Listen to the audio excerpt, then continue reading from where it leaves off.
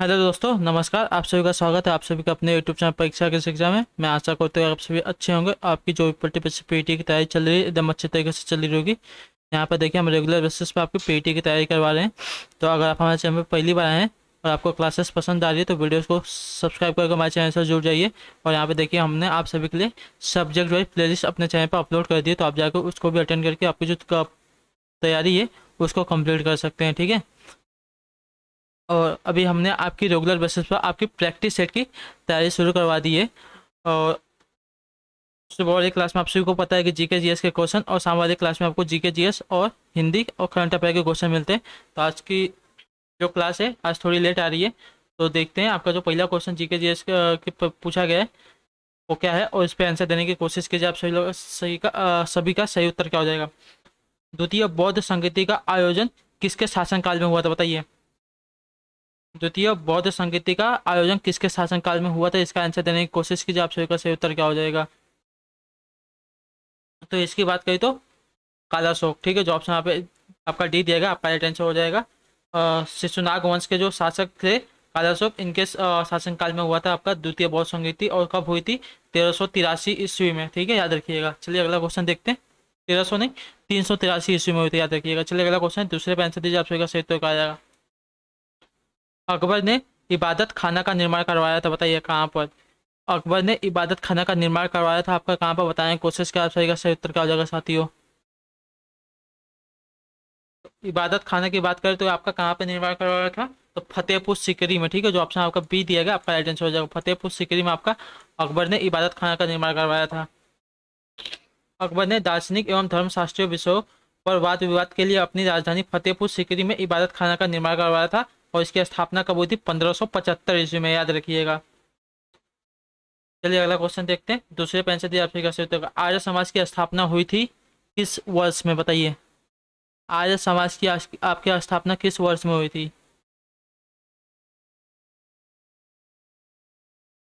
आर्य समाज की स्थापना आपसे पूछा है तो बताने की कोशिश किया, आपका राइट आंसर क्या हो जाएगा। तो इसकी बात करें तो आपका हुआ था आर्य समाज की स्थापना 1875 ईस्वी में। और किसके द्वारा हुई थी?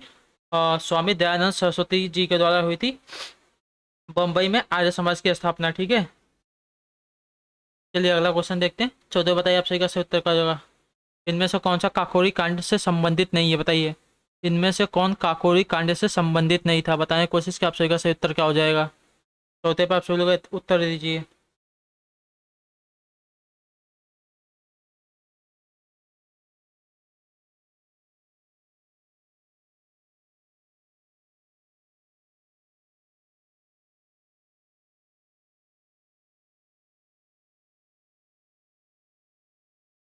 तो सूर्यसेन, ठीक है। जो ऑप्शन आपका यहाँ पे डी देगा, आपका राइट आंसर हो जाएगा।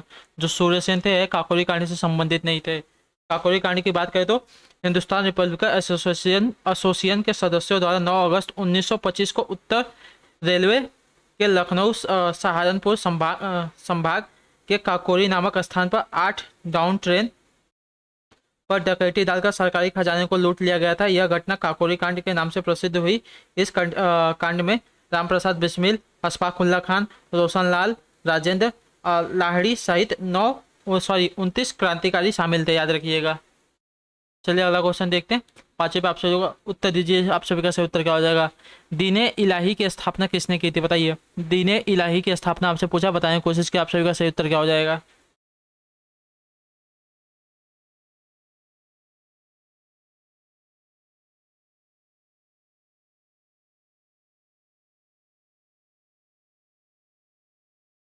दीने इलाही की स्थापना किसने की थी, तो अकबर ने, ठीक है। जो ऑप्शन यहाँ पे आपका सी दिया गया, आपका राइट आंसर होगा। दीन इलाही की स्थापना आपकी अकबर ने की थी। और कब की थी? 1582 ईस्वी में, याद रखिएगा। चलिए अगला क्वेश्चन देखते हैं। छठे पे आप लोग बताइए, आप सही का सही उत्तर क्या हो जाएगा। साथियों इस पे आंसर देने की कोशिश कीजिएगा। किस आंदोलन के लिए महात्मा गांधी जी द्वारा करो या मरो का नारा दिया गया था, बताइए। किस आंदोलन के लिए महात्मा गांधी द्वारा करो या मरो का नारा दिया गया था।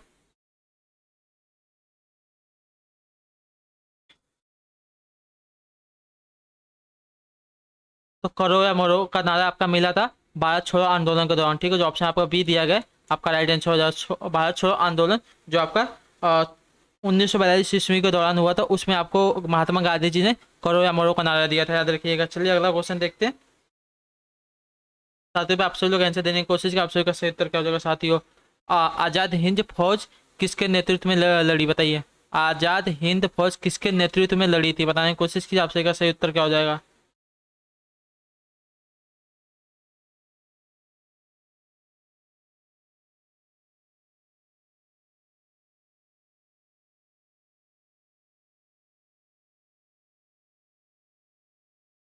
बताने की कोशिश की, आप सभी का सही उत्तर क्या था? तो आजाद हिंद की बात करें तो आजाद हिंद फौज सुभाष चंद्र बोस के नेतृत्व में लड़ी थी, ठीक है। तो आपका यहाँ पर ऑप्शन नंबर आपका जो डी दिया गया आपका राइट आंसर हो जाएगा, ठीक है। और लड़ी थी जुलाई 1943 में सुभाष चंद्र बोस पनडुब्बी द्वारा जर्मनी से सिंगापुर पहुंचे। 4 जुलाई 1943 को सुभाष चंद्र बोस ने आज़ाद हिंद फौज तथा इंडियन लीग की जो कमाल थी संभाली थी।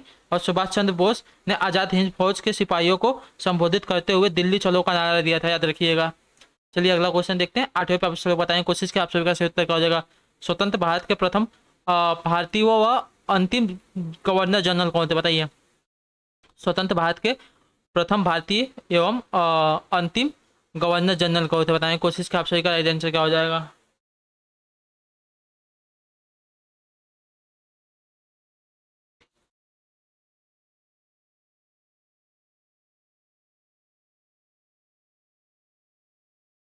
तो चक्रवर्ती राजगोपालाचारी, ठीक है। जो आपका आपको ऑप्शन नंबर आपका ये दिया गया, आपका राइट आंसर हो जाएगा चक्रवर्ती राजगोपालाचारी 21 जून 1948 से 26 जनवरी 1950 तक भारत के गवर्नर जनरल रहे। ये स्वतंत्र भारत में के पहले और अंतिम गवर्नर जनरल थे, याद रखिएगा। चलिए 9वें पे आंसर दीजिए। आप सही का सही उत्तर क्या हो जाएगा? लॉर्ड कर्जन ने बंगाल विभाजन के पीछे निम्नलिखित में से कौन सा एक मकसद नहीं था, बताइए। लॉर्ड कर्जन के बंगाल विभाजन के पीछे निम्नलिखित में से कौन सा एक मकसद नहीं था, बताने की कोशिश की। आप सही का 9वें पे सही उत्तर क्या हो जाएगा?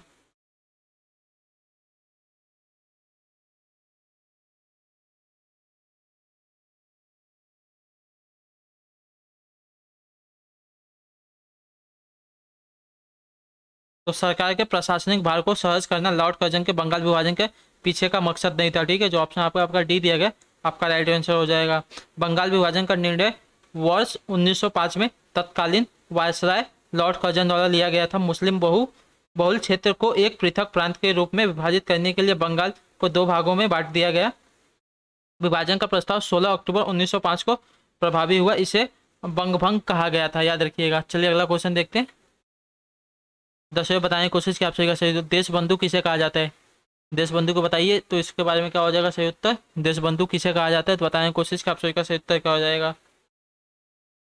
देश बंधु की बात करें तो आपका चित्तरंजन दास को कहा जाता है, ठीक है। जो ऑप्शन यहाँ पे आपका सी दिया गया आपका राइट आंसर हो जाएगा। चलिए अगला क्वेश्चन देखते हैं।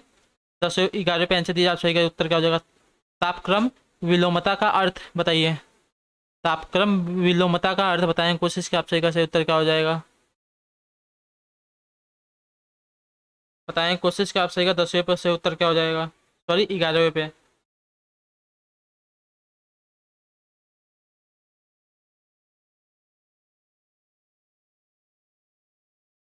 तो जब बढ़ती ऊंचाई के साथ तापक्रम बढ़ता चला जाता है तो इस प्रक्रिया को आपको तापक्रम विलोमता कहा जाता है, ठीक है। जो जो ऑप्शन यहाँ पे डी दिएगा आपका राइट आंसर। बढ़ती ऊंचाई के साथ आपका सॉरी बी नहीं, बी होगा, डी नहीं।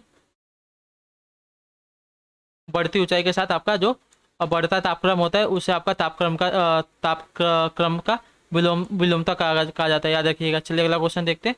12 पे आपसे आंसर दीजिए। आप सही का सही उत्तर क्या होगा साथियों? निम्नलिखित जलाशयों में से कौन सा रिहंद परियोजना से संबंधित है, बताइए। निम्नलिखित जलाशयों में से कौन सा रिहंद परियोजना से संबंधित है? आंसर देने की कोशिश की। आप सही का सही उत्तर क्या हो जाएगा?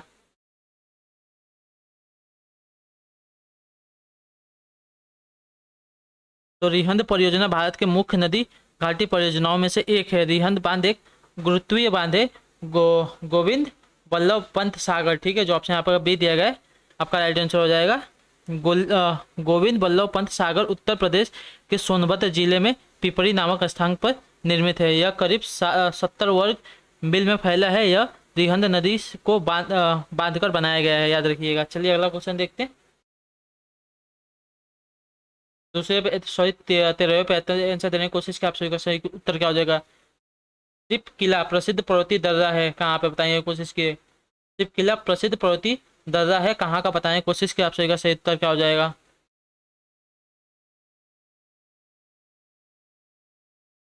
तो शिव किला की बात करें तो पर्वतीय दर्रा हिमाचल प्रदेश में स्थित है, ठीक है। जो ऑप्शन है आपके आपका डी दिया गया, आपका राइट आंसर हो जाएगा। चलिए अगला क्वेश्चन देखते हैं। चौदह बताएं कोशिश की। आप सही का सही उत्तर क्या हो जाएगा? भारत किस देश के साथ अपनी सबसे लंबी अंतर्राष्ट्रीय सीमा साझा करता है? बताएं कोशिश की। भारत किस देश के साथ अपनी सबसे लंबी अंतर्राष्ट्रीय सीमा साझा करता है? पाकिस्तान के साथ, चीन के साथ, बांग्लादेश के साथ या नेपाल के साथ? पता है आप सही का सही उत्तर क्या हो जाएगा? तो जो भारत है बांग्लादेश के साथ, ठीक है। जो ऑप्शन आपका डी दिया गया, सी दिया गया, आपका राइट आंसर हो जाएगा। भारत बांग्लादेश के साथ अपनी सबसे लंबी अंतर्राष्ट्रीय सीमा साझा करता है।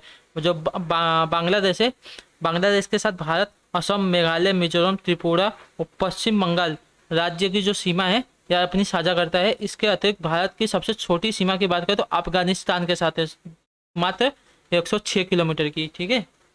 चलिए अगला क्वेश्चन देखते हैं। 15 पे आंसर दीजिए। आप सही का सही उत्तर का साथियों, इस पे बताने की कोशिश कीजिए। ग्रीष्म ऋतु में असम व पश्चिम बंगाल राज्यों में तीव्र आर्द्र हवाएं चलती है, इन्हें पूर्वी भारत में किस नाम से जाना जाता है? बताइए। ग्रीष्म ऋतु में असम व पश्चिम बंगाल राज्यों में तीव्र आर्द्र हवाएं चलती हैं, इन्हें पूर्वी भारत में किस नाम से जाना जाता है? बताने की कोशिश की। आप सही का सही उत्तर क्या हो जाएगा?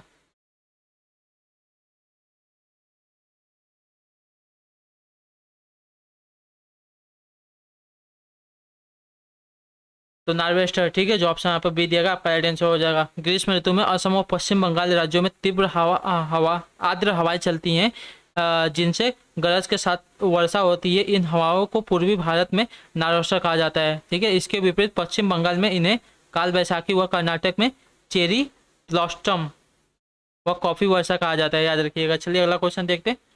16 बताइए आप सही का सही उत्तर क्या है? विभिन्न कृषि फसलों के लिए न्यूनतम समर्थन मूल्यों की घोषणा करती है, बताइए।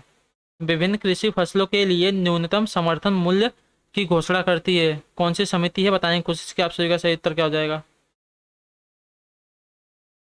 तो आर्थिक मामलों की कैबिनेट समिति, ठीक है। जो ऑप्शन यहाँ पर आपका सी दिएगा, आपका राइट आंसर हो जाएगा। विभिन्न कृषि फसलों के लिए न्यूनतम समर्थन मूल्यों की घोषणा करती है आर्थिक मामलों की कैबिनेट समिति, जो होती है वो करती है। चलिए अगला क्वेश्चन देखते हैं। सेज से तात्पर्य बताइए, सही उत्तर क्या हो जाएगा? सेज से तात्पर्य है कौन सा? बताएं कोशिश की। आप सही का सही उत्तर क्या हो जाएगा?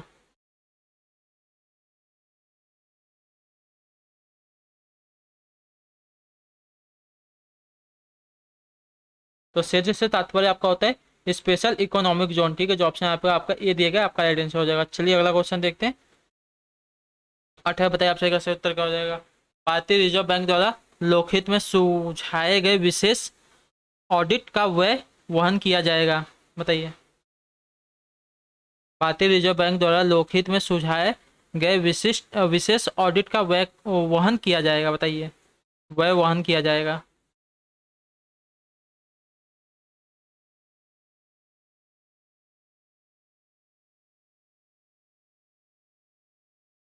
तो भारतीय रिजर्व बैंक द्वारा लोकहित में सुझाए गए विशेष ऑडिट का व्यय आपका बैंकिंग कंपनियों द्वारा स्वयं व्यय वहन किया जाएगा, याद रखिएगा।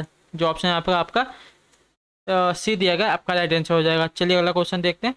19वें बताने की कोशिश की। आप सही का सही उत्तर क्या? निम्नलिखित में से कौन सा बृहद आर्थिक घटकों का उदाहरण नहीं है? बताइए। निम्नलिखित में से कौन सा बृहद आर्थिक घटकों का उदाहरण नहीं है?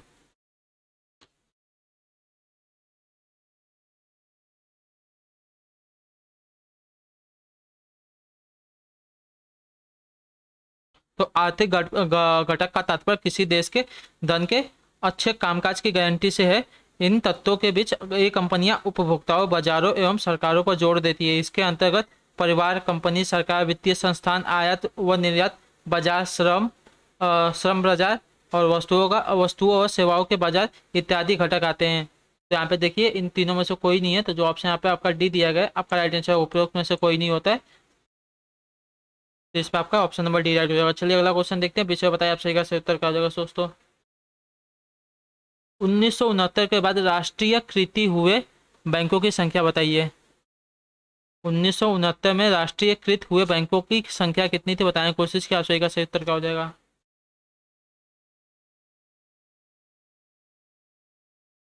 तो भारत में 19 जुलाई 1969 को, याद रखिएगा, 19 जुलाई 1969 को 14 बड़े वाणिज्य बैंकों को राष्ट्रीयकृत किया गया था। याद रखिएगा, 14 बड़े जो बैंक थे उनका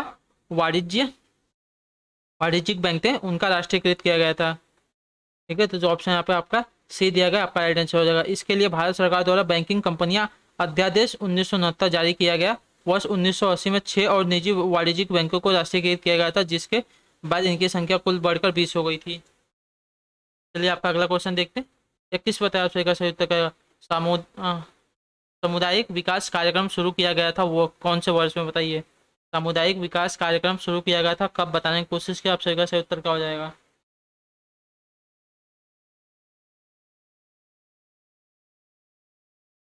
तो सामुदायिक विकास कार्यक्रम का आपका आरंभ हुआ था 2 अक्टूबर 1952 में। ठीक है, 2 अक्टूबर 1952 को स्टार्ट हुआ था। तो ऑप्शन यहाँ पर जो आपका ये दिया गया, आपका राइट आंसर हो जाएगा। चलिए अगला क्वेश्चन 22 पे आंसर दीजिए। आप सही का सही उत्तर क्या हो जाएगा। भारत में उच्चतम न्यायालय ने भारतीय संविधान के बुनियादी ढांचे का सिद्धांत दिया, बताइए किसके मामले में। भारत में उच्चतम न्यायालय ने भारतीय संविधान की बुनियादी ढांचे का सिद्धांत दिया है, बताने की कोशिश कीजिए। आप सभी का सही उत्तर क्या हो जाएगा इसमें।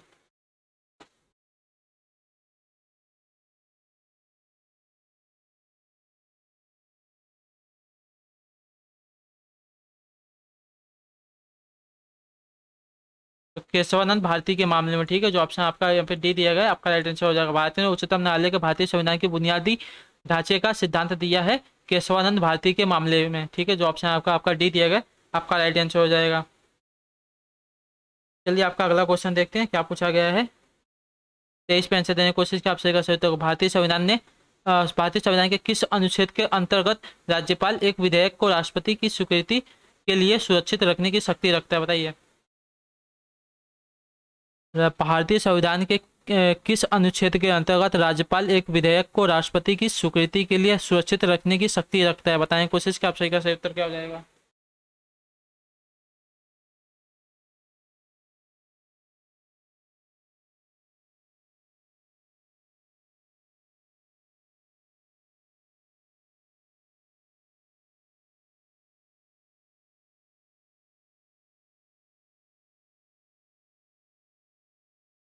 तो भारतीय संविधान का अनुच्छेद 200, ठीक है, जो आपने यहाँ पे सी दिया गया, आपका राइट आंसर हो जाएगा। राष्ट्रपति को लगभग निषेधाधिकार की शक्ति देता है और राज्यपाल को राज्य विधायक द्वारा पारित किसी विधेयक के विचारों को सुरक्षित रखने की असीम शक्ति देता है, याद रखिएगा। यह अनुच्छेद राज्यपाल को यह निर्देश भी देता है कि वह राष्ट्रपति के विचारत किसी ऐसे विधेयक को रोक सकता है जैसे कि वे विधेयक जिनसे उच्च न्यायालय की स्थिति को खतरा हो सकता है। तो जो ऑप्शन यहाँ पे आपका सी दिया गया, आपका राइट आंसर हो जाएगा। चलिए अगला क्वेश्चन देखते हैं। 24 पे आंसर जी, आप सही का सही उत्तर का जवाब।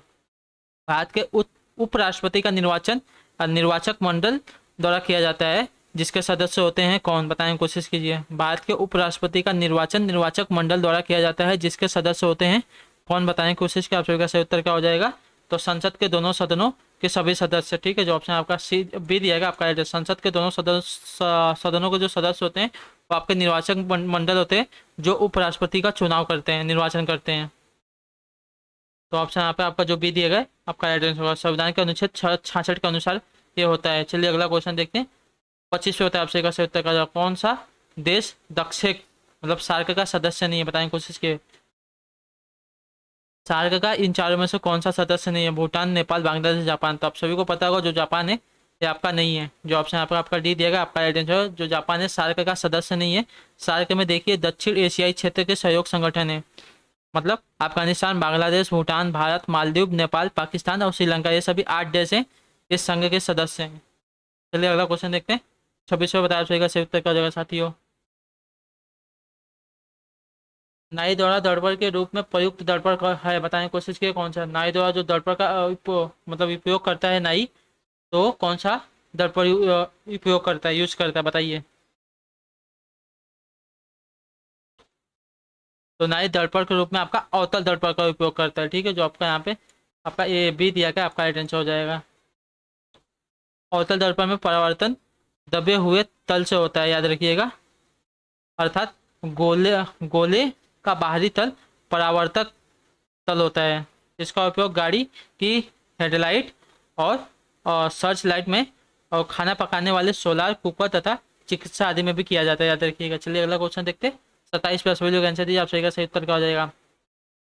संकेत या आवक को जानने और उस पर जावक क्रिया द्वारा प्रतिक्रिया देने की प्रक्रिया तीव्रता से पूर्ण की जाती है, ऐसे जुड़ाव सामान्यतः क्या कहलाता है, बताइए।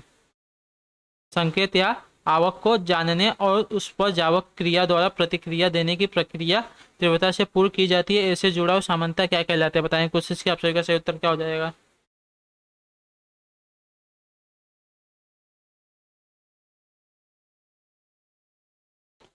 तो किसी उद्दीपन की प्रति मस्तिष्क के हस्तक्षेप के बिना अचानक यानी कि अनुक्रिय प्रतिवर्ती क्रिया कहलाती है, ठीक है। जो आपका यहाँ पे आपका ये दिया गया प्रतिवर्ती क्रिया, आपका राइट आंसर हो जाएगा। जैसे आपका सुई का चुभना होता है और और हार्ट आपका तुरंत ही हट हट जाता है, ऐसे की जो क्रियाएं होती है उन्हें प्रतिवर्ती क्रिया कहती है। इसमें जो आपका मस्तिष्क जो आपकी बॉडी पर होने वाली जो अचानक से घटना होती है, उसका आपका जो ब्रेन तक नहीं पहुंचता है, वो डायरेक्ट अपना स्वयं कर लेती हैं। ऐसी क्रियाएं स्वतः होने वाली क्रियाएं कहते हैं जो जीव की इच्छा के बिना होती है, याद रखिएगा। वो अचानक से होती है, हमारी इच्छा के बिना नहीं होती है। चलिए 8वें पे आंसर दीजिए, सही का सही उत्तर 28वें पे आंसर दीजिए, सॉरी। ठोस कार्बन ऑक्साइड को कहते हैं क्या, बताइए। ठोस कार्बन डाइऑक्साइड को क्या कहते हैं, बताएं। कोशिश की, आप सही का सही उत्तर क्या हो जाएगा। तो शुष्क बर्फ, ठीक है। जो ऑप्शन आपको बी दिएगा आपका राइट आंसर हो जाएगा। चलिए अगला क्वेश्चन देखते हैं। 29 पे लोग आंसर दीजिए, आप सही का सही उत्तर क्या। आवर्ती मापने की इकाई का नाम क्या है, बताइए। आवर्ती मापने की इकाई का नाम क्या है, बताएं। कोशिश की, आप सही का सही उत्तर क्या हो जाएगा।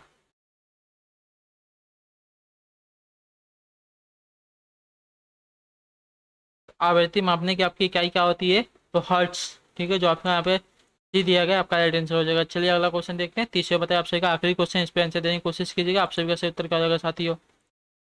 निम्नलिखित में वह धातु जो उष्मा की सुचालक है, बताइए। कौन है जो उष्मा की सुचालक है, तो चांदी, ठीक है। जो ऑप्शन आपका ए दिया गया आपका राइट आंसर हो जाएगा। शीशा, पारा, जस्ता आपकी कुचालक होती है उष्मा की, याद रखिएगा। तो जो ऑप्शन यहाँ पे आपका ए दिया गया आपका राइट आंसर हो जाएगा। आई होप कि आपको क्लास अच्छी लगी, हमें कमेंट करके बताइए आपको क्लास कैसी लगी। बाकी आपका कोई भी डाउट हो, कोई भी प्रश्न हो, कोई भी सुझाव हो, हमें बता सकते हैं। वीडियोस पसंद है तो वीडियोस को लाइक कीजिए, अपने दोस्तों के साथ शेयर कीजिए, और हमारे चैनल पर पहली बार आए तो चैनल को सब्सक्राइब करके जुड़ जाइए। हम आपसे मिलते हैं आपकी अगली क्लास में, तब तक के लिए टाटा बाय बाय, जय हिंद, जय भारत। आप सभी का शुक्रिया क्लास में जुड़े रहने के लिए।